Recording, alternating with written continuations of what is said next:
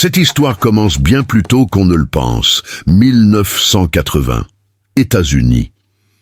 L'actrice Teresa Saldana est au sommet de sa popularité, après avoir joué dans le film de Martin Scorsese, Raging Bull, aux côtés de Joe Pesci et Robert De Niro. Nombreux sont ceux qui admirent son jeu et sa beauté, mais parmi les spectateurs se trouve un homme qui a décidé qu'elle lui était destinée par le destin. L'Écossais Arthur Jackson est plus qu'un simple fan dévoué. C'est un harceleur qui se rend compte que ses rêves ne sont pas destinés à se réaliser et qui décide que s'il ne l'a pas, personne d'autre ne l'aura. Dans les années 1980, les lois sur le harcèlement n'existaient pas et la police ne pouvait pas intervenir, même si quelqu'un faisait preuve d'une persistance maniaque. Jackson tente de rencontrer l'actrice, mais sans succès. Il décide alors d'engager un détective privé pour connaître son adresse. À l'époque, c'est facile. Pour une petite somme d'argent, on peut obtenir les informations nécessaires auprès du département des véhicules à moteur. Arthur se fait passer pour l'assistant de Martin Scorsese, appelle la mère de Teresa et lui dit qu'il a un scénario important pour sa fille. La femme le croit et lui dicte l'adresse de l'actrice. Peu de temps après, Jackson se présente chez elle. Il n'apporte ni fleurs ni cadeaux, il est armé d'un couteau. Après l'avoir attendue à la porte, il l'attaque et la poignarde. Cela se passe en plein jour, sous les yeux des passants, mais personne n'intervient. Seul un homme, un livreur d'eau, se précipite à son secours, fait rouler son agresseur au sol et le maintient jusqu'à l'arrivée de la police. Teresa survit. Elle jouera même plus tard son propre rôle, dans un téléfilm consacré à l'agression. On pourrait croire que l'histoire est terminée, mais en 1980, un jeune garçon souffrant de troubles mentaux et élevé dans une famille dysfonctionnelle assiste à l'attentat. Il est inspiré non pas par l'héroïsme de Teresa, mais par l'acte de son harceleur. En novembre 1982, Samantha Smith, 10 ans, écrit une lettre au dirigeant soviétique Yuri Andropov, souhaitant comprendre les causes de la guerre froide. Contre toute attente, elle reçoit une réponse et une invitation à se rendre en URSS. Dès lors, sa vie change radicalement. Elle voyage, écrit un livre, joue dans des séries télévisées. Son image innocente fascine le jeune observateur, qui commence à lui envoyer des lettres. Qui sait comment son engouement aurait pu se terminer s'il n'y avait pas eu une tragédie. En 1985, Samantha meurt dans un accident d'avion. C'est un coup dur pour le garçon, mais il trouve bientôt un nouvel objet de son attachement obsessionnel, l'actrice Rebecca Schaeffer. Pendant 2 ans, Schaeffer a été la véritable star de la série. Elle a connu la gloire, même si elle n'était pas très grande, mais tout de même. Grâce à My Sister Sam, elle commence à être invitée à différents types d'émissions, en tant qu'animatrice ou invitée. Le 18 juillet 1989, le véritable jour X se produit. Rebecca attend un coursier qui doit lui apporter un scénario. Mais pas n'importe lequel. Il s'agissait du scénario du film Le Parrain 3, dans lequel Rebecca avait l'opportunité de jouer. Et si vous essayez maintenant de vous rappeler qui Rebecca jouait dans ce film, ne vous embêtez pas. Elle attend avec impatience l'arrivée du coursier. Lorsqu'on frappa enfin à sa porte, elle trouva devant elle un jeune homme qui se présenta. Et elle se souvint que ce jeune homme lui avait autrefois écrit des lettres. Ils se dirent un bonjour chiffonné, discutèrent un peu, puis Rebecca ferma la porte. Elle n'avait pas d'ennemi dans ce monde, a dit un ami de l'actrice Rebecca Schaeffer. Et à en croire les apparences, ce n'est en aucun cas un ennemi qui lui a fait ça. Je tiens, l'inaccessible, Robert Bardot. La vérité réside dans le fait que quelque chose d'anormal a commencé dans la vie de Rebecca, en fait, bien avant qu'elle ne le sache elle-même. Pour son entourage, le premier signe a été que des voisins ont remarqué qu'un étranger vêtu d'un polo jaune se promenait dans les rues. Selon eux, il portait un volumineux dossier dans ses mains.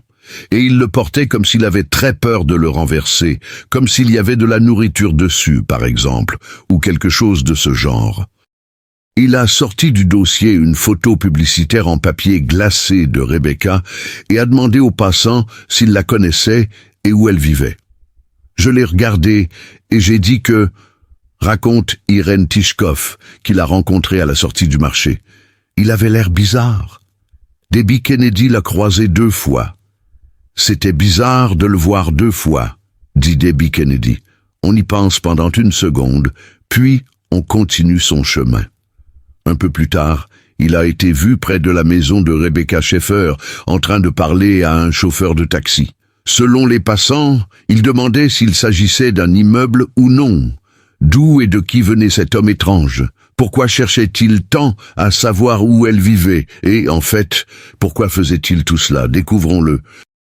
Rebecca Schaeffer a été abattue ce matin dans l'entrée de son immeuble.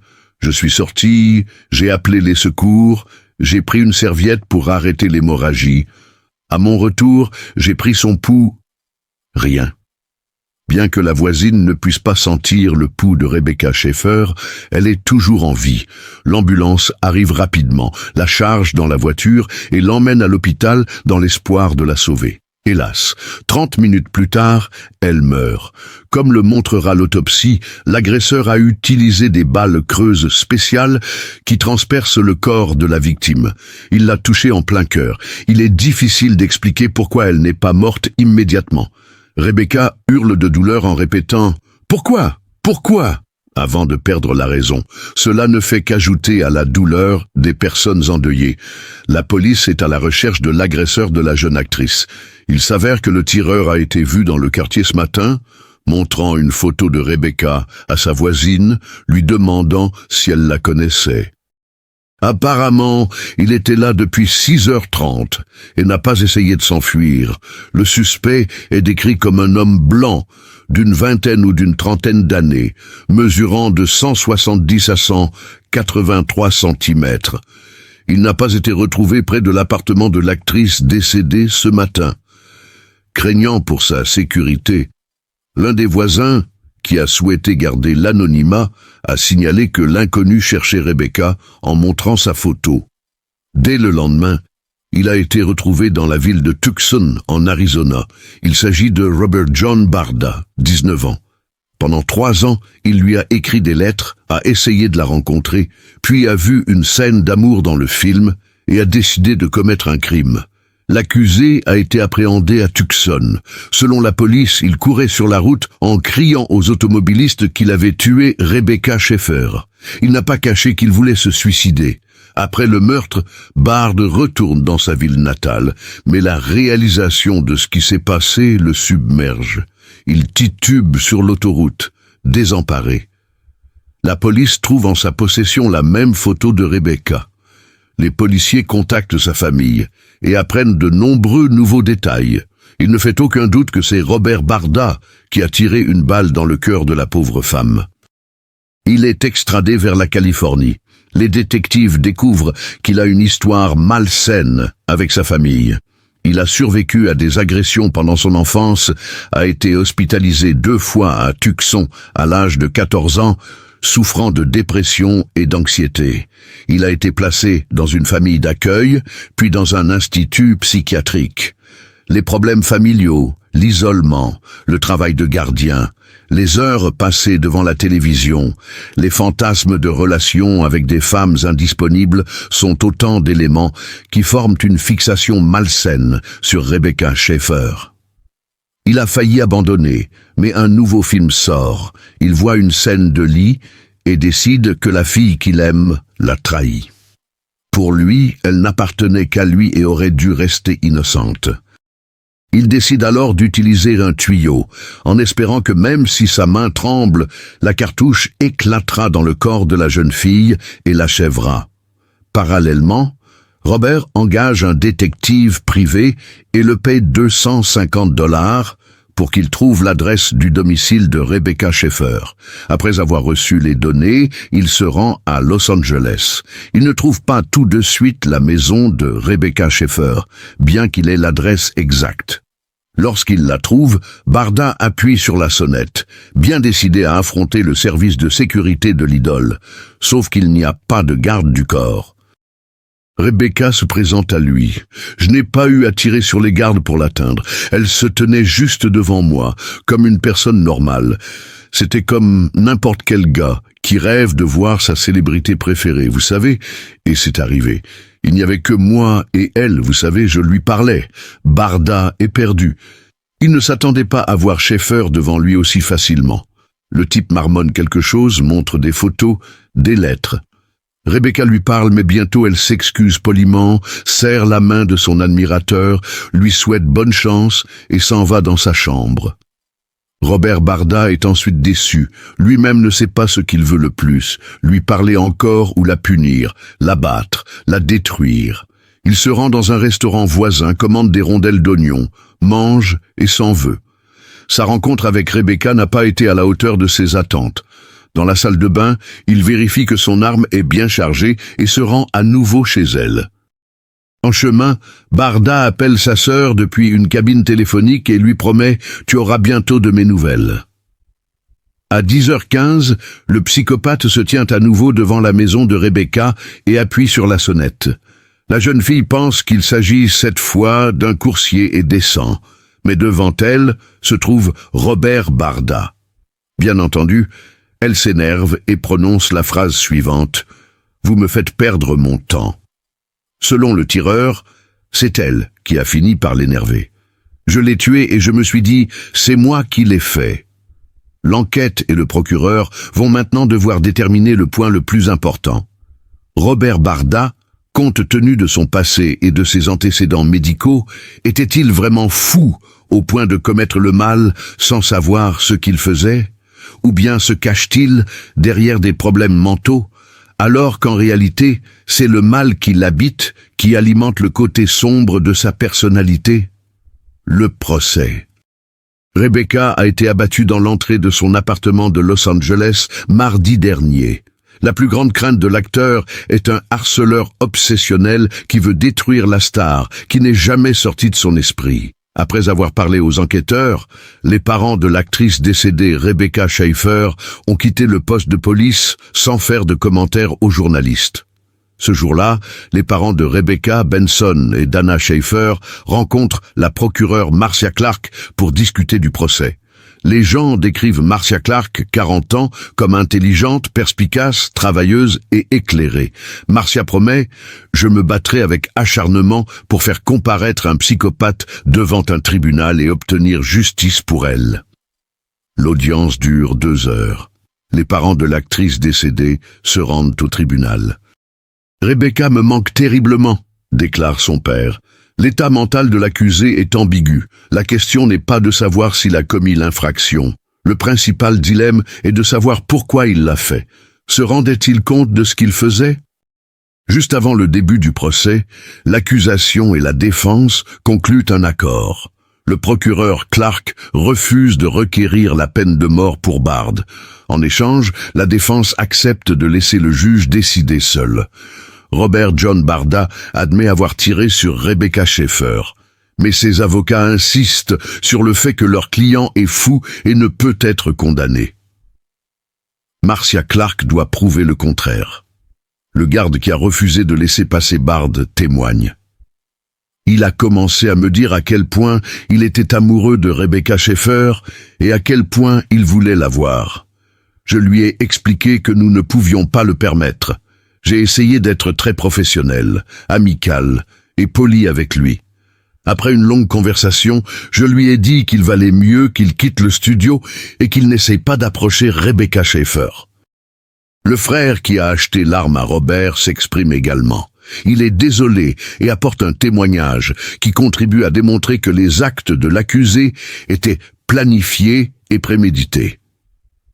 Quand vous avez acheté l'arme, est-ce qu'il vous a donné de l'argent pour l'achat? Oui, c'est exact. Vous souvenez-vous de son prix? Un peu plus de $200.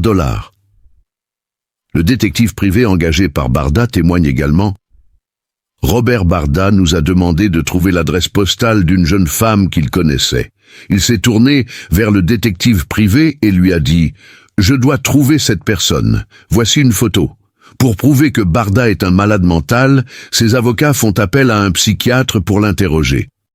Mais la procureure Marcia Clark n'a pas la tâche facile. Elle s'acquitte de sa tâche principale, qui consiste à séparer les faits des manipulations habiles. Finalement, le juge prononce la sentence. « Je déclare l'accusé coupable de la mort de Rebecca Schaeffer. La peine est l'emprisonnement à vie sans possibilité de libération conditionnelle. » Cela permettra aux parents de Rebecca d'avoir l'esprit tranquille. Barda exprimera plus tard ses regrets, mais personne ne le croira. Après cette tragédie, la première loi contre le harcèlement, stalking, est adoptée aux États-Unis. En outre, les détectives privés ne peuvent plus obtenir d'informations personnelles sur les citoyens par l'intermédiaire du département des véhicules à moteur. C'est tout pour l'instant. Prenez soin de vous et de vos proches. Soyez gentils et souvenez-vous que le mal ne reste pas impuni. Laria Bible et Ashley Freeman ont disparu le jeudi 30 décembre 1999 alors qu'ils fêtaient le 16e anniversaire d'Ashley. Laria avait passé la nuit chez une amie, mais cette nuit-là, la maison de la famille Freeman a pris feu, détruisant complètement le bâtiment. Les jeunes filles ont disparu sans laisser de traces, et les inspecteurs n'avaient aucune piste pour les aider à comprendre ce qui leur était arrivé. Ce n'est que 20 ans plus tard, en 2020, que l'enquête s'est enfin rapprochée de la résolution du mystère. C'étaient les vacances de Noël, dans l'est de l'Oklahoma, et Laria Bible, 16 ans, passait presque tous ses jours dans la maison de campagne de la famille Freeman avec sa meilleure amie Ashley. Cependant, l'approche de son anniversaire ne rend pas Ashley heureuse et son état dépressif inquiète Laria. La situation s'est aggravée après la mort de son frère Shane Freeman, 1 an plus tôt, qui a porté un coup dur à la jeune fille. Les deux amis étaient inséparables depuis l'enfance. Leur maison était de voisine, mais en 1995, la famille Freeman a déménagé à 30 km de là, ce qui n'a pas empêché leur amitié. Laria, un peu plus âgée, avait déjà son permis de conduire et conduisait une voiture. Ashley rêvait également d'obtenir son permis et économisait de l'argent en travaillant dans un magasin, soit environ $4 000. Elle prévoyait de passer l'examen de l'auto-école juste après son anniversaire. Les filles aimaient passer du temps ensemble. Elles se coiffaient, allaient chez le manucure et faisaient du sport. Ashley jouait au basketball et Laria était l'une des meilleures pom-pom girls de l'école. En outre, Ashley s'intéressait à la chasse et a abattu son premier cerf à l'âge de 13 ans. Le jour de l'anniversaire d'Ashley, son humeur ne s'est pas améliorée et la soirée s'est déroulée sans grand événement. Elle, Laria et sa mère Cathy sont allées faire des courses et à leur retour, tard dans la soirée, elles ont décidé de passer la nuit chez elle. Plus tard, Jeremy Hurst, le petit ami d'Ashley, est passé, lui a offert un cadeau et est parti. Et bientôt, un incendie a changé la vie de ces familles, pour toujours, le 31 décembre 1999. Au petit matin, les pompiers d'Oklahoma City ont reçu un appel signalant un grave incendie dans la maison des Freeman. Lauren Bible, la mère de Laria, était au travail lorsqu'elle a reçu un appel de son fils signalant l'incendie. Lorsqu'ils ont appris qu'un corps avait été retrouvé, les parents de Laria se sont précipités sur les lieux horrifiés. Lorsqu'ils sont arrivés, l'incendie avait été éteint et la police avait bouclé les lieux. Ils espèrent que leur fille est indemne, mais l'enquête n'a pas encore commencé. Le bureau du shérif local attend l'arrivée des agents du FBI. La raison de ce retard pourrait être un conflit de longue date entre la famille Freeman et le shérif au sujet de la mort de Shane. Shane Freeman avait disparu et lorsqu'il a été retrouvé, il a révélé qu'il avait été maltraité par son père. Quelques mois plus tard, le shérif l'a abattu, affirmant que Shane l'avait menacé avec une arme à feu. La famille Freeman a contesté cette affirmation, mais n'a pas eu le temps d'intenter une action en justice. La tragédie s'est produite quelques jours avant la date limite. Lorsque l'agent du FBI Steve Nattar est arrivé sur les lieux, il n'a trouvé qu'un seul corps, celui de Katie Freeman. Elle était allongée sur un lit d'eau qui a partiellement éteint l'incendie, mais ne l'a pas sauvée. Les policiers ont continué à fouiller les décombres à la recherche d'autres corps, mais n'ont trouvé personne d'autre. Les parents de Laria espéraient que les filles s'étaient échappées à temps, mais le FBI n'a pas entamé de recherche et n'a même pas inspecté les environs de la maison. Le père de Laria, Jay Bible, a alors organisé une équipe de recherche composée de gardes-chasse locaux, mais ils n'ont rien trouvé. L'agent Nattar a rapporté plus tard que des blessures par balle avaient été trouvées sur le corps de Katie, ce qui avait causé sa mort avant le début de l'incendie. Cela indique que ce qui s'est passé n'était pas un accident. La police a organisé une expédition de 2 jours dans l'espoir que l'enquête puisse enfin être menée à bien. Pour la première fois depuis longtemps, la famille Bibel était convaincue que l'enquête avançait dans la bonne direction. L'optimisme était de mise au début des recherches, les policiers ayant à leur disposition des chiens de recherche, mais au fur et à mesure qu'ils s'enfonçaient dans les profondeurs, leurs espoirs commençaient à s'évanouir.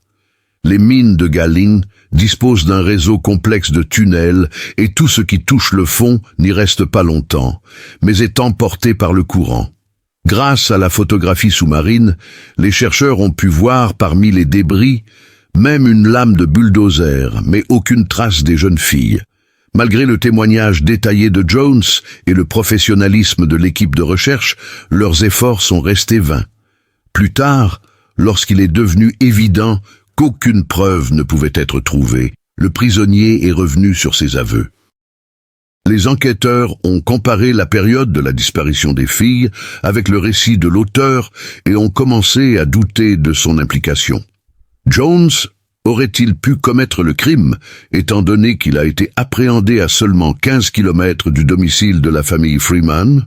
L'arrestation de Jeremy Jones a eu lieu à 4 heures du matin, alors qu'il affirme avoir mis le feu à la maison et être parti avec les otages à 3 heures du matin. Il a fallu 1 heure à l'agent spécial Nataro pour retracer son itinéraire.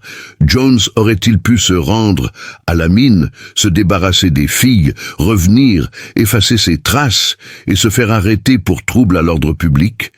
L'agent Nataro a admis que la partie la plus difficile de son travail était de priver les parents de leurs derniers espoirs de dire au revoir à leurs filles. Un service commémoratif pour Lori Bible et Ashley Freeman a été organisé le mercredi 30 décembre 2009, 10 ans après la tragédie. En 2018, le Washington Post a fait état de nouvelles circonstances entourant la disparition des jeunes filles. Les autorités ont finalement identifié les auteurs présumés. Selon de multiples témoignages, les 3 hommes se sont vantés à plusieurs reprises de leur implication dans le crime, des années après qu'il se soit produit. Le magazine People a confirmé que la police avait arrêté Ronald Busick, 66 ans, et l'avait inculpé de 4 chefs d'accusation. 2 autres suspects, Warren Welch et David Pennington, sont décédés à ce stade, ce qui ne permet pas de confirmer ou d'infirmer les accusations. Selon les médias, Welch, Pennington et Busick se sont non seulement vantés de ce qu'ils avaient fait, mais ont également menacé quiconque tenterait de les dénoncer à la police. Plus précisément, elle a déclaré que les hommes avaient d'abord pris les filles en otage, qu'ils avaient ensuite abusé d'elles et qu'ils les avaient ensuite démembrées. Elle a également révélé que Welch était en possession d'une mallette contenant des photographies de filles ligotées, la bouche scotchée. Sur certaines de ces photos figurait Welch lui-même. Les détails concernant Busick restent inconnus. Toutefois, le procureur principal Isaac Shield a déclaré que l'avocate du suspect, Gretchen Molsey, avait assuré au procureur que son client était disposé à fournir des informations sur le lieu de sépulture des jeunes filles en échange d'un accord. Selon les termes de l'accord, Busick doit plaider coupable et fournir l'emplacement exact des corps. En contrepartie, le tribunal accepte de réduire sa peine à 15 ans, dont 10 ans en prison et les 5 ans restants avec sursis. Toutefois, si les restes des fillettes sont retrouvés, la sentence qui devrait être prononcée le 31 août 2020 ramènera sa peine de prison à 5 ans. La police a organisé une expédition de 2 jours, dans l'espoir que l'enquête puisse enfin être menée à bien. Pour la première fois depuis longtemps, la famille Bible était convaincue que l'enquête avançait dans la bonne direction. L'optimisme était de mise au début des recherches, les policiers ayant à leur disposition des chiens de recherche, mais au fur et à mesure qu'ils s'enfonçaient dans les profondeurs, leurs espoirs commençaient à s'évanouir. Les mines de Galin disposent d'un réseau complexe de tunnels et tout ce qui touche le fond n'y reste pas longtemps, mais est emporté par le courant. Grâce à la photographie sous-marine, les chercheurs ont pu voir parmi les débris même une lame de bulldozer, mais aucune trace des jeunes filles. Malgré le témoignage détaillé de Jones et le professionnalisme de l'équipe de recherche, leurs efforts sont restés vains. Plus tard, lorsqu'il est devenu évident qu'aucune preuve ne pouvait être trouvée, le prisonnier est revenu sur ses aveux. Les enquêteurs ont comparé la période de la disparition des filles avec le récit de l'auteur et ont commencé à douter de son implication. Jones aurait-il pu commettre le crime, étant donné qu'il a été appréhendé à seulement 15 km du domicile de la famille Freeman? L'arrestation de Jeremy Jones a eu lieu à 4 heures du matin, alors qu'il affirme avoir mis le feu à la maison et être parti avec les otages à 3 heures du matin. Il a fallu 1 heure à l'agent spécial Nataro pour retracer son itinéraire. Jones aurait-il pu se rendre à la mine, se débarrasser des filles, revenir, effacer ses traces et se faire arrêter pour trouble à l'ordre public? L'agent Nataro a admis que la partie la plus difficile de son travail était de priver les parents de leurs derniers espoirs de dire au revoir à leurs filles. Un service commémoratif pour Lori Bible et Ashley Freeman a été organisé le mercredi 30 décembre 2009, 10 ans après la tragédie. En 2018, le Washington Post a fait état de nouvelles circonstances entourant la disparition des jeunes filles. Les autorités ont finalement identifié les auteurs présumés. Selon de multiples témoignages, les 3 hommes se sont vantés à plusieurs reprises de leur implication dans le crime, des années après qu'il se soit produit. Le magazine People a confirmé que la police avait arrêté Ronald Busick, 66 ans, et l'avait inculpé de 4 chefs d'accusation. 2 autres suspects, Warren Welch et David Pennington, sont décédés à ce stade, ce qui ne permet pas de confirmer ou d'infirmer les accusations. Selon les médias, Welch, Pennington et Busick se sont non seulement vantés de ce qu'ils avaient fait, mais ont également menacé quiconque tenterait de les dénoncer à la police. Les enquêteurs ont enregistré les déclarations de témoins qui ont affirmé que le mobile du crime était les dettes de Danny Freeman, liées à des activités illégales. Le témoin, appelé T.O. dans les documents, a déclaré qu'elle vivait avec Welch depuis un certain temps et qu'elle avait entendu leur conversation. Elle a notamment déclaré que les hommes avaient d'abord pris les filles en otage, puis les avaient maltraitées avant de les éventrer. Elle a également décrit la possession par Welch d'une mallette contenant des photographies de filles ligotées, la bouche scotchée. Sur certaines de ces photos figurait Welch lui-même. Les détails concernant Busick restent inconnus. Toutefois, le procureur principal Isaac Shield a déclaré que l'avocate du suspect, Gretchen Molsey, avait assuré au procureur que son client était disposé à fournir des informations sur le lieu de sépulture des jeunes filles en échange d'un accord. Selon les termes de l'accord, Busick doit plaider coupable et fournir l'emplacement exact des corps. En contrepartie, le tribunal accepte de réduire sa peine à 15 ans, dont 10 ans en prison et les 5 ans restants avec sursis. Toutefois, si les restes des fillettes sont retrouvés, la sentence, qui devrait être prononcée le 31 août 2020, ramènera sa peine de prison à 5 ans. L'affaire des personnes disparues de Lori Bible et Ashley Freeman a connu de nombreuses années de fausses pistes, d'espoirs déçus et d'enquêtes compliquées. Malgré les efforts des enquêteurs, des équipes de recherche et des journalistes, la vérité est restée cachée pendant des années. Cependant, grâce à la persistance des proches qui n'ont jamais cessé de se battre pour la justice, l'affaire a connu un nouveau développement. En juin 1986, un accident tragique s'est produit en Espagne. Un camion transportant une citerne d'acide sulfurique pour le compte d'une entreprise pétrochimique locale s'est soudain mis à descendre un col de montagne en accélérant. Suite à la collision, la cargaison d'acide s'est répandue sur la cabine du camion et dans les environs, créant un dangereux nuage toxique. Lorsque les sauveteurs sont arrivés sur les lieux, ils ont trouvé les corps d'un homme et d'une femme. Mais lorsqu'ils ont commencé à informer leurs proches de la mort du couple, la femme âgée s'est exclamée au téléphone « Et le bébé? Et le bébé? S'il vous plaît, dites-moi qu'il va bien. » Malgré les efforts de la police et des secouristes, le corps du petit garçon n'a pas été retrouvé sur le lieu de l'accident. Andrés Martínez Navarro était en déplacement professionnel et son fils Juan Pedro Martínez, 10 ans, l'accompagnait. Le but du voyage était de transporter 20 000 litres d'acide sulfurique de Murcie à la ville de Bilbao pour le compte d'une entreprise pétrochimique locale. Juan Pedro était le seul enfant de la famille, et bien qu'il ait parfois accompagné son père en voyage, un tel voyage était inhabituel, surtout avec un camion-citerne d'acide. À l'école, le garçon avait souvent entendu des histoires sur les verts pâturages du Pays basque et rêvait de les voir de ses propres yeux. Pour réaliser son rêve, Juan Pedro a demandé à son père de partir au Pays basque s'il réussissait bien à l'école. Son père tint sa promesse et décida d'emmener son fils en voyage dès que l'année scolaire serait terminée et que le garçon aurait réussi ses examens. Le 24 juin 1986, jour de la Saint-Jean, est un jour très spécial pour Juan Pedro. Le voyage est un cadeau d'anniversaire pour lui. Andrés et sa famille sont arrivés à Fuentes Alamo dans la voiture de sa sœur et, à 19h, ils se sont rendus à Carthagène, où le camion était prêt à partir. À 19h, Andrés Martínez Navarro, sa femme Carmen Gómez Legas et leur fils sont montés à bord du camion Volvo F12 et ont entamé le voyage vers Bilbao. En chemin, ils ont fait plusieurs arrêts pour se reposer et se ravitailler.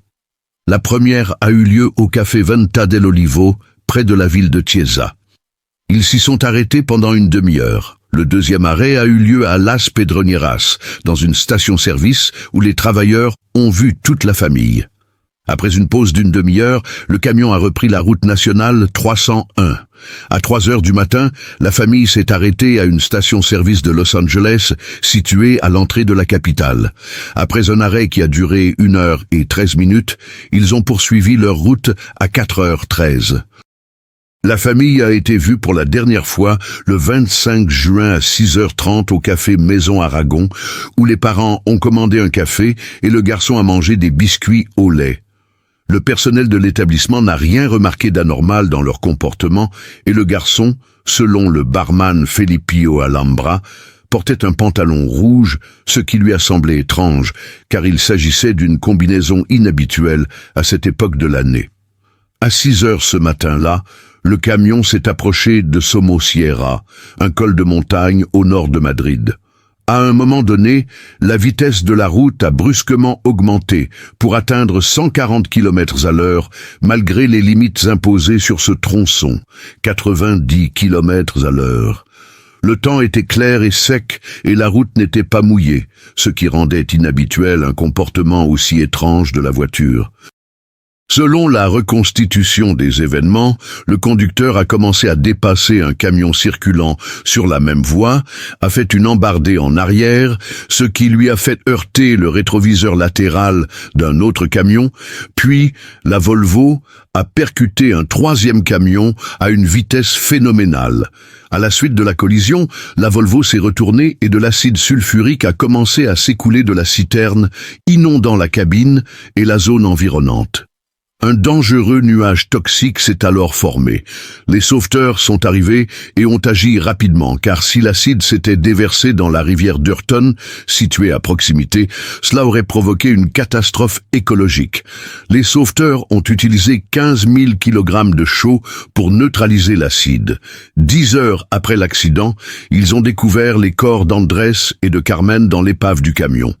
Les résultats de l'autopsie ont révélé que tous deux étaient morts dans la collision. Cependant, les sauveteurs ignoraient initialement qu'il devait y avoir un autre passager dans le véhicule, un garçon nommé Juan Pedro. Cette information a été révélée lorsque la police a contacté les parents des personnes décédées. Lorsque les parents ont appris la nouvelle, ils se sont exclamés avec amertume « S'il vous plaît, dites-moi que mon petit-fils va bien ». Plus tard, une fouille de la voiture a permis de retrouver une cassette contenant des chansons pour enfants et des affaires d'enfants, mais le corps du petit garçon n'a jamais été retrouvé. Des recherches intensives ont été lancées, impliquant plus de 10 000 personnes, policiers, militaires, étudiants et bénévoles. La région de Somosierra a été fouillée dans un rayon de 30 km par des hélicoptères et des chiens spécialement entraînés, mais sans aucune trace ni indice. C'est comme si le garçon avait disparu de la surface de la Terre. Les parents ont dépensé 2 millions de pesetas pour fouiller tout le pays et afficher 85 000 avis de recherche, notamment sur les façades des écoles, des services municipaux et des bureaux de poste. Bien qu'ils aient engagé un détective privé réputé, Jorge Colomar, spécialisé dans la recherche de personnes disparues, ils n'ont obtenu aucun résultat. Plus tard, les proches ont commencé à recevoir des appels téléphoniques de personnes inconnues exigeant l'arrêt des recherches. Il est toutefois possible qu'il ne s'agisse que de plaisanteries malveillantes. Le camion a été transporté à la municipalité de Colmenar Viejo, où un examen plus approfondi a été effectué.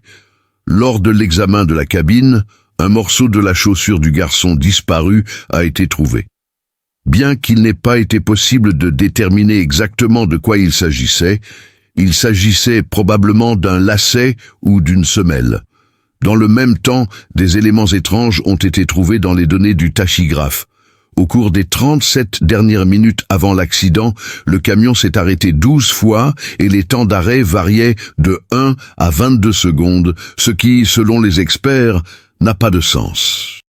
Le camion aurait pu avoir une défaillance mécanique, ce qui est également l'une des théories avancées. Cependant, si le chauffeur du camion avait eu connaissance d'un problème, il aurait pris soin de freiner et de s'arrêter pour vérifier, plutôt que de continuer à dévaler la pente. D'autant plus qu'Andrés Navarro avait récemment fait l'objet d'un entretien complet, pour un montant de 700 000 pesetas, qui incluait une vérification du système de freinage. Les enquêteurs ont également confirmé que les freins du camion étaient en bon état de fonctionnement. Le dernier arrêt du camion a été le plus long, 22 secondes. La logique de ces arrêts reste un mystère, ce qui donne l'impression que quelque chose d'anormal s'est produit une demi-heure avant l'accident mortel. Théoriquement, 20 secondes auraient pu suffire à Juan Pedro pour quitter le camion, volontairement ou de force. Quelques jours plus tard, alors que les enquêteurs continuaient à démêler les détails de la tragédie, 2 bergers locaux, qui ont souhaité garder l'anonymat, ont déclaré avoir vu une camionnette Nissan Vanette blanche qui s'est arrêtée à côté du camion juste après l'accident. Le conducteur du véhicule était un homme moustachu à l'accent étranger, à côté duquel se trouvait une grande femme blonde aux traits nordiques. Selon une version, la femme s'est présentée comme infirmière pour pouvoir monter dans le camion. Selon une autre version, les 2 hommes dans la camionnette blanche étaient habillés en ambulanciers. Selon les bergers, la femme s'est approchée de la cabine du camion, a pris une sorte de paquet et a quitté les lieux. Cependant, les témoins ne se souvenaient pas des plaques d'immatriculation de la camionnette, ce qui a rendu l'enquête beaucoup plus difficile. De plus, certains ont mis en doute la véracité de leurs témoignages, étant donné l'épaisse fumée qui enveloppait le site de l'accident, rendant difficile l'approche du camion.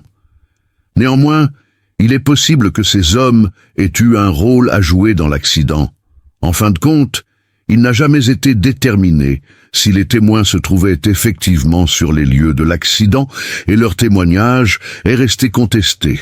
Un an plus tard, en mai 1987, le propriétaire de l'auto-école a déclaré aux autorités qu'il avait rencontré une femme aveugle âgée et un guide qui semblait avoir 10 ou 11 ans et qui correspondait à la description de Juan Pedro.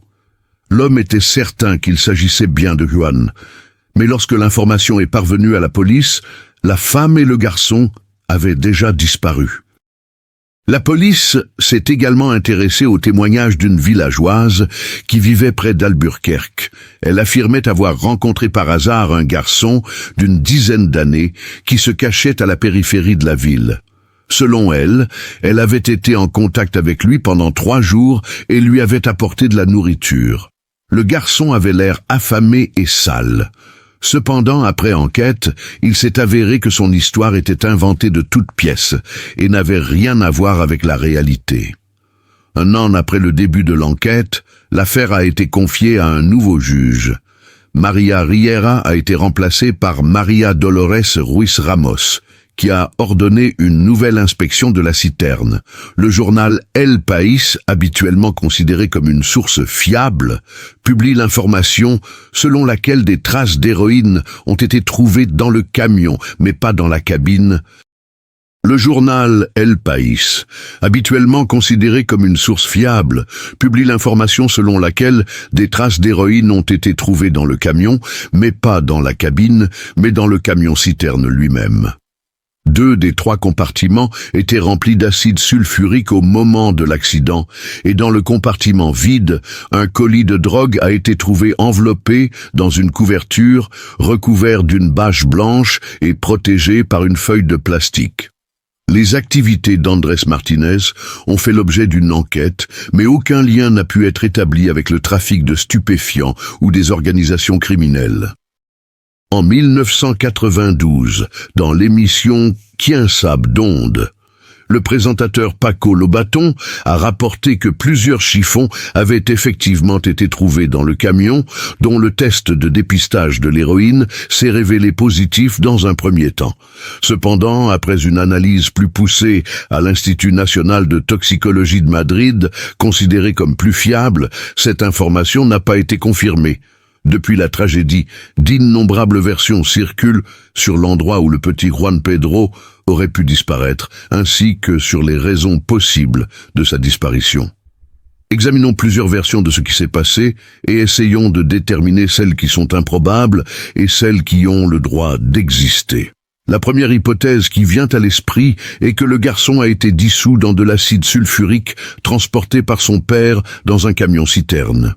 Cette théorie a été étudiée par la police, qui a supposé que le corps de Juan Pedro s'était peut-être décomposé dans l'acide, car aucun corps n'a été retrouvé sur le lieu de l'accident. Cependant, des expériences menées ultérieurement ont permis de confirmer ou d'infirmer cette hypothèse. Un gros morceau de viande avec des os a été placé dans de l'acide sulfurique. Le tissu musculaire a disparu en quelques minutes. En revanche, les os sont restés et n'ont commencé à se détériorer que 5 jours plus tard. Lorsque les corps ont été récupérés, moins d'1 journée s'était écoulée.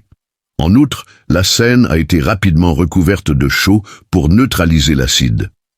Un expert a déclaré au journal El Caso que le corps de l'enfant avait pu être partiellement détruit et recouvert d'une couche de terre après le renversement du camion. Selon lui, les chiens n'ont pas pu détecter les restes en raison de la forte contamination de la zone. Cependant, en présence de la garde civile, une pelleteuse a enlevé toute la couche de terre à la recherche de restes organiques, mais n'a rien trouvé. Des échantillons de sol ont été prélevés sur le site de l'accident pour une vérification plus approfondie. Ils ont été examinés à l'aide d'un analyseur spectrographique qui détecte la présence de minéraux caractéristiques des restes humains. Cependant, seules des particules du camion ont été retrouvées dans les échantillons, mais pas de traces de présence humaine.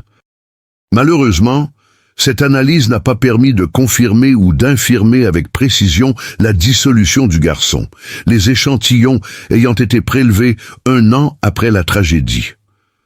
Lucas Hernandez, professeur de chimie analytique à l'Université autonome de Madrid, a déclaré que si l'étude avait été réalisée immédiatement après l'accident, les résultats auraient pu être différents et la version acide aurait pu être confirmée ou infirmée avec certitude.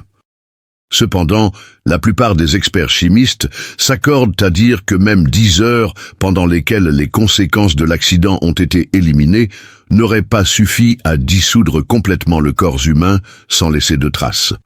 En outre, les corps des parents de Juan Pedro ont été exposés à l'acide, ont subi des brûlures, mais ne se sont pas complètement dissous. Il y a également des spéculations sur le fait que Juan Pedro n'est pas mort. Dans l'accident lui-même, le mystère de la camionnette blanche n'a jamais été résolu.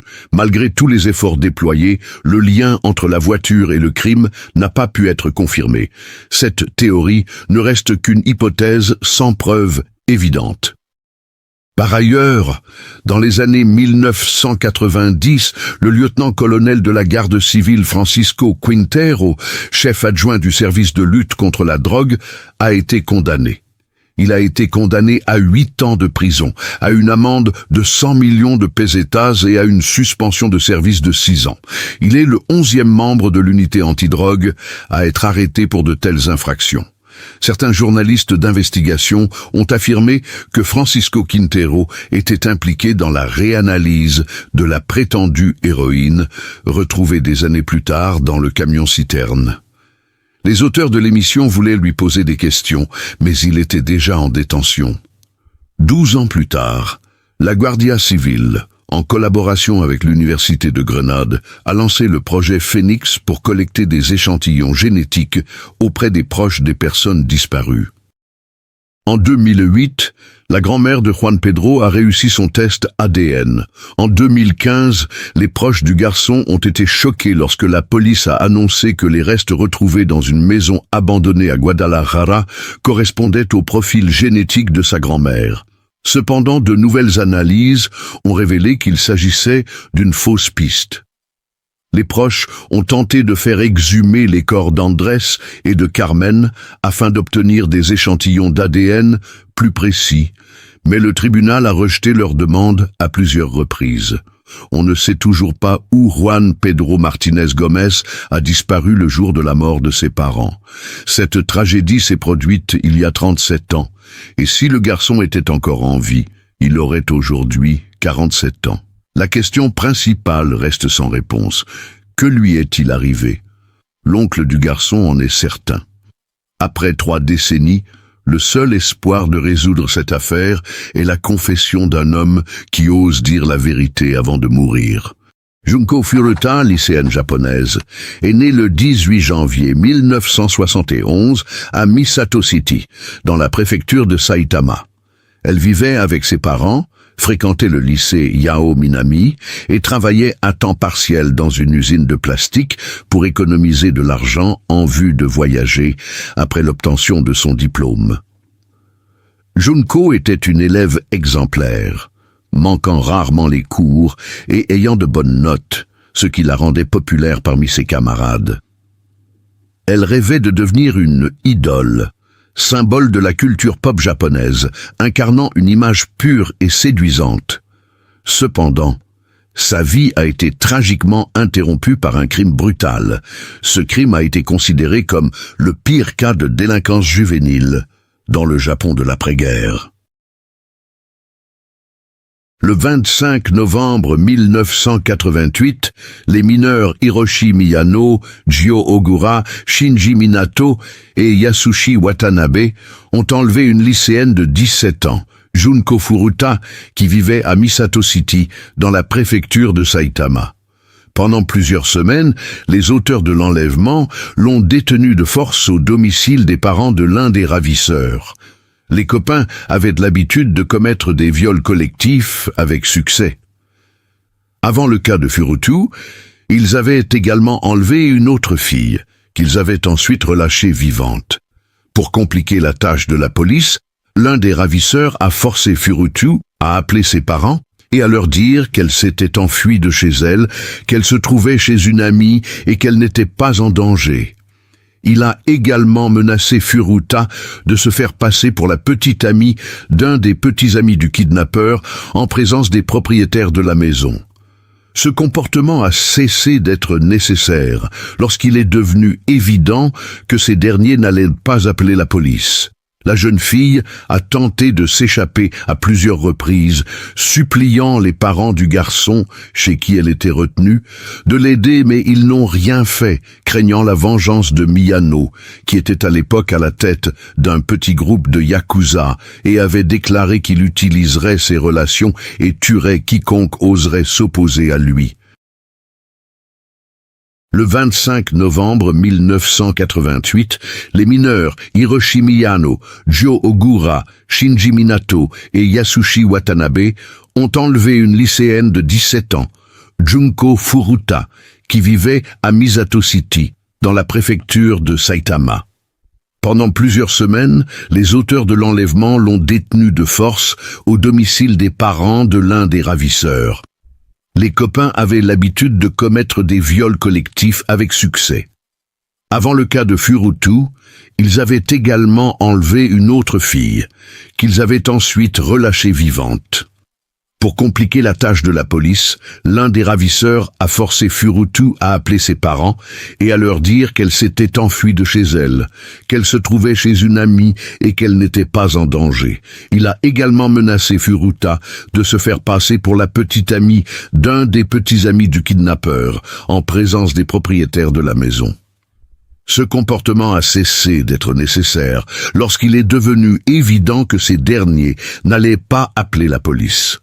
La jeune fille a tenté de s'échapper à plusieurs reprises, suppliant les parents du garçon, chez qui elle était retenue, de l'aider, mais ils n'ont rien fait, craignant la vengeance de Miyano, qui était à l'époque à la tête d'un petit groupe de Yakuza, et avait déclaré qu'il utiliserait ses relations et tuerait quiconque oserait s'opposer à lui. Pour éviter les poursuites, l'un d'entre eux a forcé Furuta à mentir à ses parents en disant qu'elle avait fui son domicile et qu'elle était en sécurité dans la maison de son ami. On lui a également demandé de mentir en disant qu'elle était la petite amie de l'un des ravisseurs. Les parents du jeune homme savaient qu'il s'agissait d'un mensonge, mais ils ne pouvaient rien faire, car l'un des ravisseurs était membre du Yakuza et menaçait d'utiliser ses relations contre les parents s'il disait la vérité à qui que ce soit, s'il ne disait rien à personne. Laissez-moi vous raconter ce que les agresseurs lui ont fait subir chaque jour. Jour 1, kidnappé.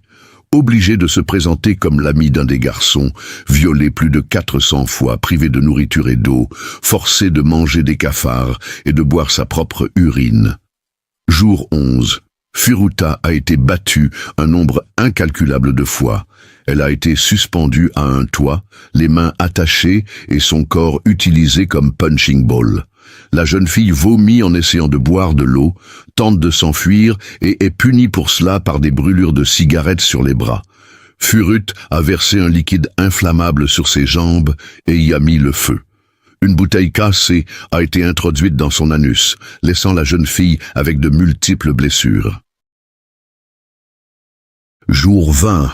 Elle ne pouvait pas marcher en raison de graves brûlures aux jambes. Elle a été battue avec des bâtons de bambou. Ses mains ont été écrasées, ses ongles cassés, et elle a été frappée avec une batte de golf. Les rayons d'un grill de poulet chaud ont été insérés dans son vagin et son anus, ce qui a provoqué des saignements chez la jeune fille. Jour 30. De la cire chaude a été versée sur son visage. Des aiguilles ont été insérées dans ses seins. Ses mamelons ont été tirés avec des pinces et des ciseaux ont été insérés dans son vagin, provoquant de graves hémorragies. À cause de ces blessures, il lui a fallu 1 heure pour ramper jusqu'aux toilettes. Tympan gravement endommagé, réduction radicale de la taille du cerveau. Jour 40. La jeune fille a demandé à ses bourreaux ce qui suit « Tuez-moi et finissez-en rapidement ». Jour 44. 4 jeunes hommes mutilent son corps avec une barre de fer, brûlent son visage et ses yeux avec une bougie, puis versent de l'essence à briquet sur ses jambes, ses bras, son visage et son ventre, et les brûlent également. La torture finale a duré 2 heures. Furuta est mort d'un choc douloureux le même jour. À l'hôpital psychiatrique, les jeunes hommes arrêtés pour le meurtre de Furuta ont déclaré aux médecins qu'ils ne savaient pas comment la victime avait pu souffrir, pensant que la jeune fille faisait semblant. Après leur arrestation, les auteurs ont déclaré que peut-être une centaine d'autres personnes savaient que la jeune fille était emprisonnée dans cette maison. Mais on ne sait toujours pas si ces personnes avaient simplement été dans cette maison ou si elles avaient également participé aux tortures et aux viols.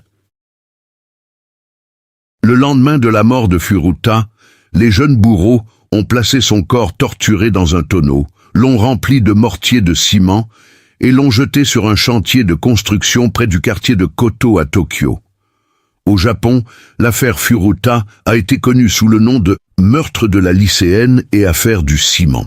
Les auteurs ont été arrêtés et jugés comme des adultes, mais, comme l'exige le système japonais de justice pour mineurs, leurs noms n'ont pas été divulgués.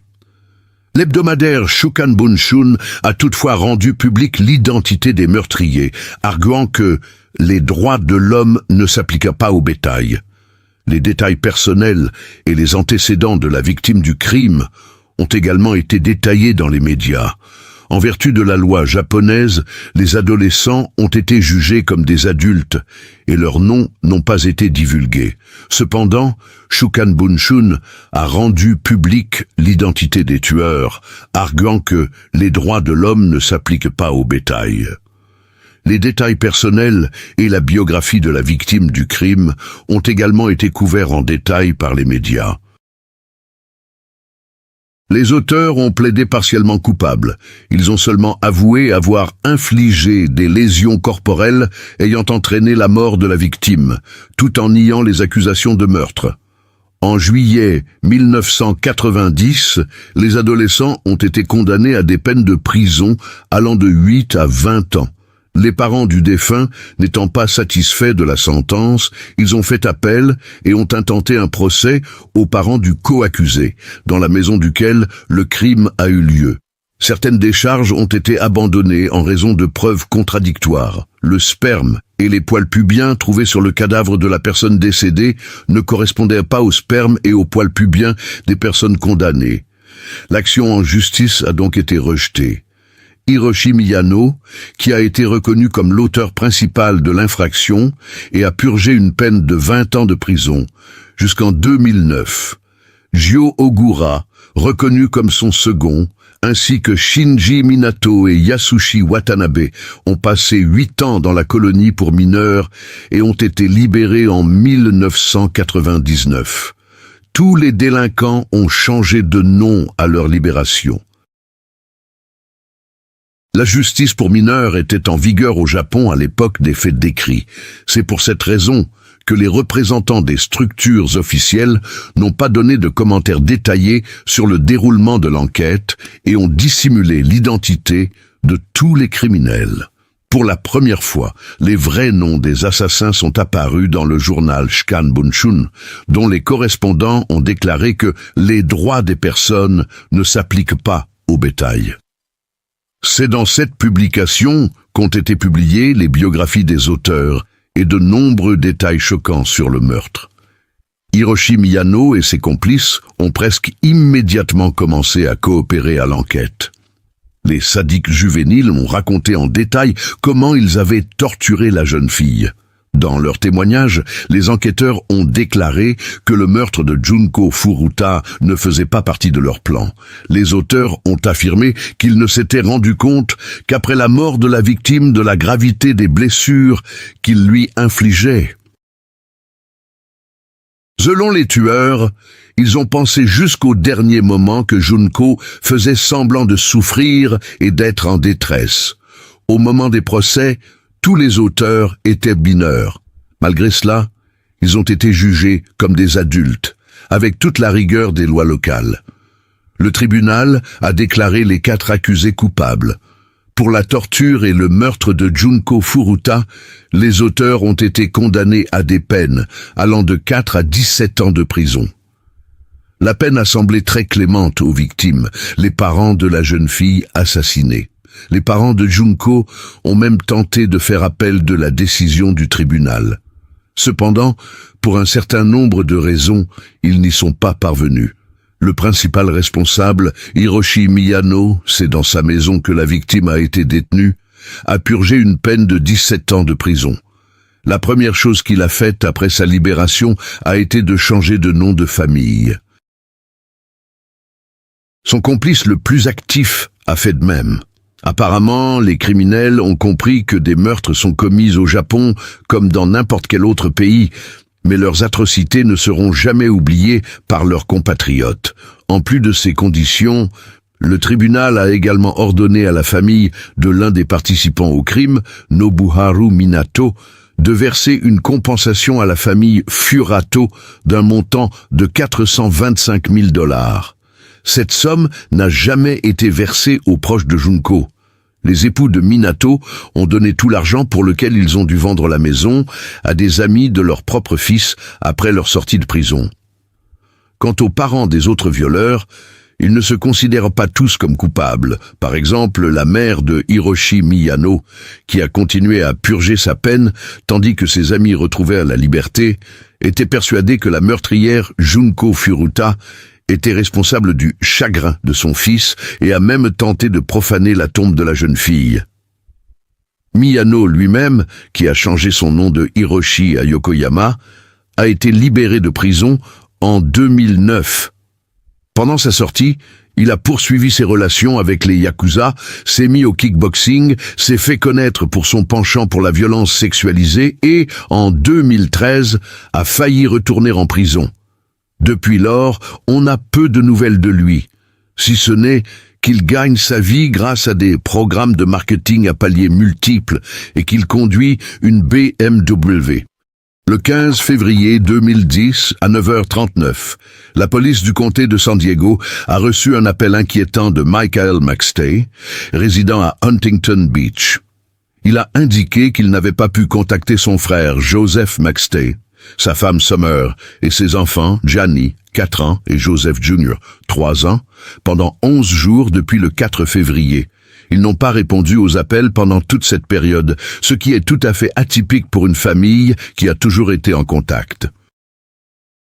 La police s'est rendue à l'adresse indiquée par Michael, 3473 Avocado Vista, Fallbrook, Californie, pour vérifier ce qui se passait. Cependant, en arrivant sur place, les policiers n'ont rien trouvé d'anormal. La maison était vide et bien que le garage n'ait pas été inspecté, personne n'y a prêté attention. Qu'il s'agisse d'une erreur ou de la méfiance habituelle à l'égard des mauvaises nouvelles, la police a conclu que la famille était peut-être simplement partie. Signe suspect, mais la situation a commencé à évoluer différemment. Le shérif du comté de San Diego arrive sur les lieux dès le 10 février, mais ne voyant rien d'anormal, n'entre pas non plus dans la maison. Le 13 février, Michael McStay lui-même revient sur les lieux de la disparition. 2 chiens appartenant à la famille McStay, Bear et Little Bear, attirent son attention. Ces animaux avaient l'air sales et affamés, ce qui semblait tout à fait étrange pour des personnes qui partiraient sans s'occuper de leurs animaux de compagnie. Michael, inquiet que quelque chose soit arrivé à la famille, décide de se faufiler dans la maison par une fenêtre. À l'intérieur, il trouve des signes indiquant que la famille a quitté la maison précipitamment. Mais il n'y a aucune trace d'effraction ou de vol, et il semble que les propriétaires soient simplement partis en laissant tout en l'état. À l'intérieur, malgré l'absence de signes inquiétants, Michael sent que quelque chose ne va pas. Enfin, un appel à la police. Quelques jours plus tard, Michael décide de signaler la disparition de sa famille à la police. Ce n'est qu'à ce moment-là que commence l'enquête, qui conduira à la découverte de détails macabres. Le 10 février, des policiers se rendent au domicile des Douglas, mais ne trouvent aucune trace de lutte ou d'effraction. La décision est prise, il faut attendre quelques jours, en espérant que la famille prenne contact d'elle-même. Premier indice, Le temps passe et les Douglas ne se manifestent pas. L'inspecteur Thomas Rivers, qui s'est vu confier l'affaire, a commencé par demander les données relatives aux appels de Michael et de Lily. La réponse de l'opérateur révèle que le téléphone de Michael est éteint depuis le 3 février au soir. Dans le même temps, le téléphone de Lily est resté actif pendant encore 2 jours. Il recevait des appels et des messages, mais ne répondait pas.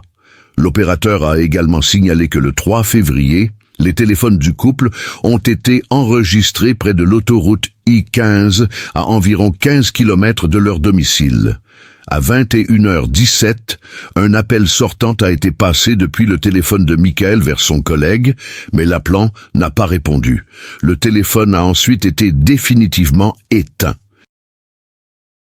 Le dernier appel sortant de Lily a été enregistré à 16h55 le même jour. Des messages ont été reçus sur son téléphone jusqu'au 7 février, date à laquelle le téléphone a probablement été déchargé. Pendant tout ce temps, le signal du téléphone de Lily a été observé près d'un pont, situé à proximité de la ville d'Escondido. L'enquête a commencé. Ces faits étranges ont amené l'inspecteur Rivers à se pencher sérieusement sur l'affaire. L'enquête a commencé.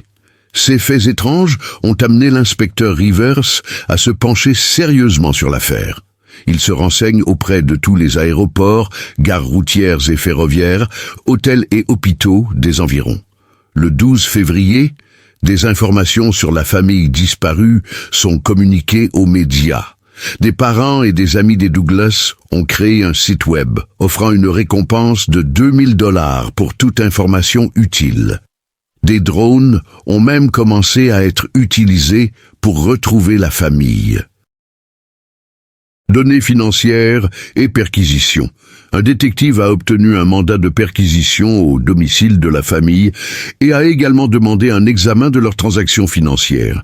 Il a été découvert que Michael avait plus de 150 000 $ sur son compte et qu'aucune transaction n'avait été enregistrée depuis sa disparition. La famille avait récemment acheté une maison spacieuse de 2 étages pour 400 000 $. Les entretiens avec les voisins ont révélé que personne n'avait vu quoi que ce soit de suspect le jour de la disparition. Le 19 février, Rivers et une équipe d'experts sont allés fouiller la maison et ses environs. Trouvailles étranges. La première chose qui a attiré l'attention est l'absence d'un des véhicules. Le SUV Toyota 4 Runner noir appartenant à Michael a disparu tandis que le second véhicule, le Ford Escape de Lily, est resté garé à l'extérieur de la maison. Il semble que ce soit le 4 Runner avec lequel la famille a quitté la maison. Lorsque la police a examiné la maison, elle n'a trouvé aucun signe de lutte, mais elle a remarqué des détails étranges. Sur le canapé du salon se trouvaient les lunettes de Lily, qui sortaient rarement sans elles. À proximité se trouvaient 2 grandes boîtes de pop-corn, dont une partie était éparpillée sur le sol, comme si les enfants l'avaient mangée devant la télévision. Dans la cuisine, il y avait une barquette d'œufs abîmés, une banane noircie posée sur la table et un paquet de pop-corn à moitié cuit dans le micro-ondes. La salle de bain soulevait encore plus de questions. Une lampe de table était posée sur le sol comme si quelqu'un l'avait accidentellement fait tomber. Dans le dressing, il y avait des objets éparpillés et des valises ouvertes dans lesquelles on avait mis quelque chose à la hâte. Cependant, le processus d'emballage avait été brusquement interrompu. Les sacs n'étaient pas fermés et les affaires n'étaient pas complètement emballées. L'absence de sac à main féminin est encore plus étrange. Bien que Lily ait beaucoup de vêtements, aucun de ces sacs à main n'a été retrouvé dans la maison.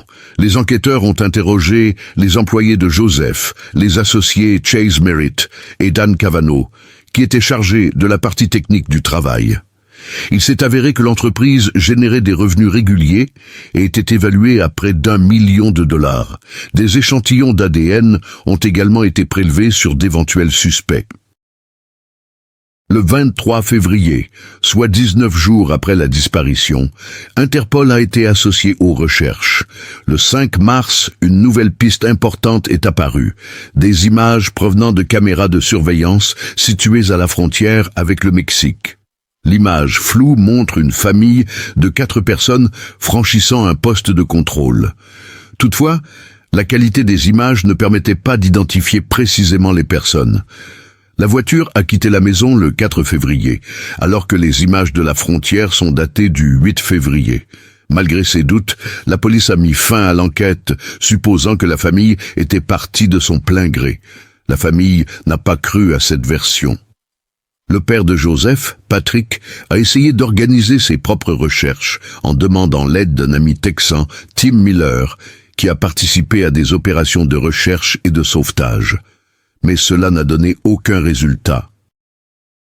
Les années ont passé, mais la famille n'a jamais été retrouvée, ni au Mexique ni ailleurs. En 2013, l'affaire a été confiée au FBI. Les circonstances de la disparition sont restées mystérieuses, donnant lieu à de nombreuses rumeurs et théories. L'une d'entre elles est que Joseph aurait été impliqué dans un cartel, ce qui aurait entraîné ses conséquences. Cependant, aucune preuve n'a été apportée. Une autre théorie a été avancée par l'écrivain Rick Baker.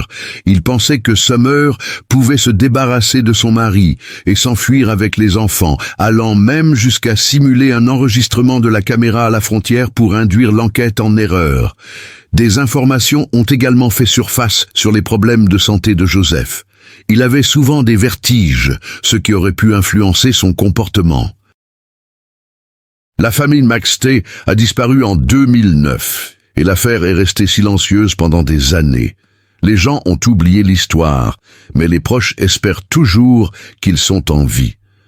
Le 11 novembre 2013, un motard a découvert un crâne humain dans le désert de Mojave, et les enquêteurs arrivés sur place ont trouvé 2 tombes peu profondes, avec les restes de 2 adultes et de 2 enfants. Une masse d'1 kilogramme, qui pourrait être l'arme du crime, gisait également sur les lieux.